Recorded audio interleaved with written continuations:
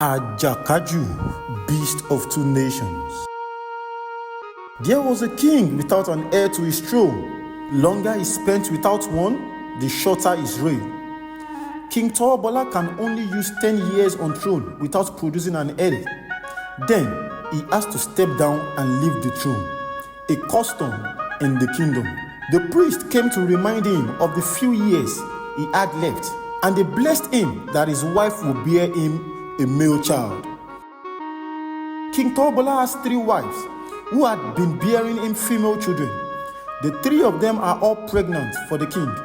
The king's mother visited him to pacify him and put his mind at rest, since years were passing by and he has no heir to the throne. Queen Oyeniwu visited her mother to help her in delivering a male child for the king, and she gave her a concoction to take. It was delivery time for the 3 queens. They went into labor and they delivered their babies safely. But unfortunately, they all birthed a girl child. This made the king furious, as a son was far from coming. This day, the king went hunting himself and came back home with a lady from hunting at Daralewa. He got married to the lady and they celebrated a wedding ceremony, entertaining the villagers while the remaining queens were jealous and angry.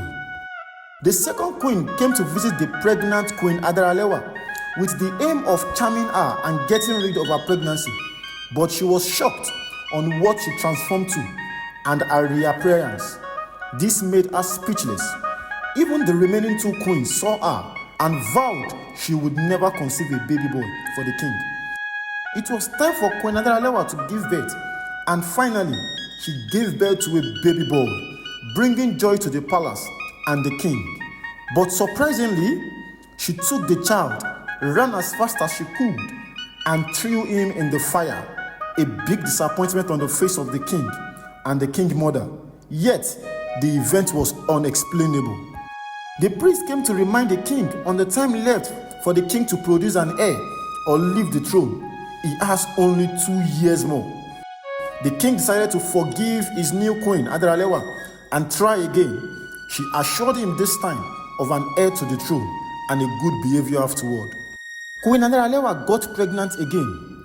King Towabola took her to see beautiful places in the kingdom. It is time to give birth again, and Queen Adaralewa gave birth again to a baby boy.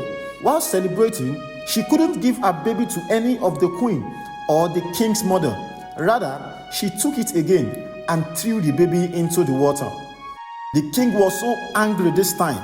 The king's mother questioned why she came back to the palace.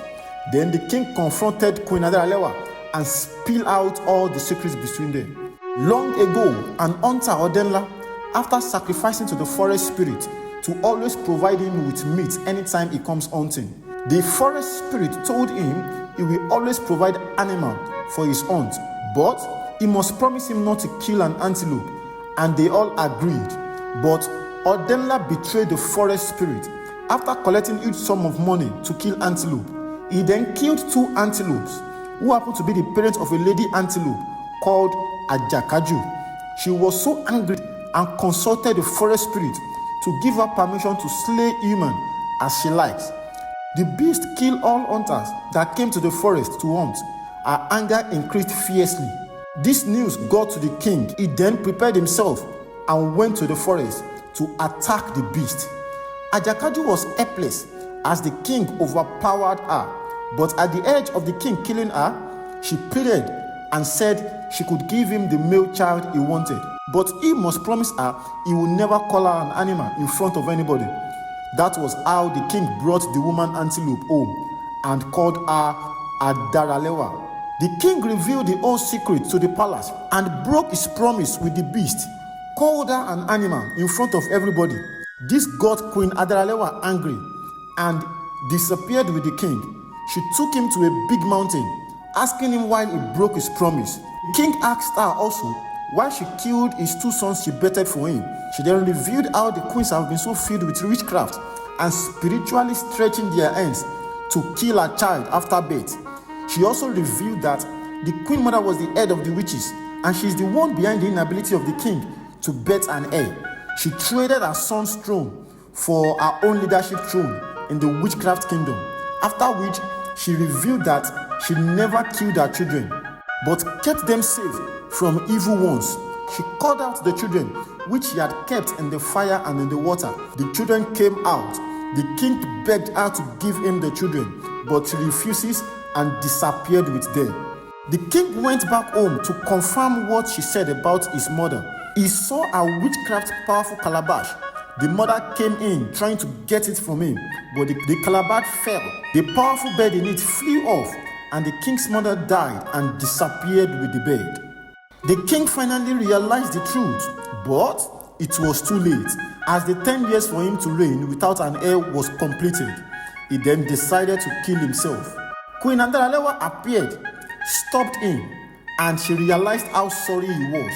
She then came back to him with his 2 sons. This made the king happy, and his throne was restored and kept.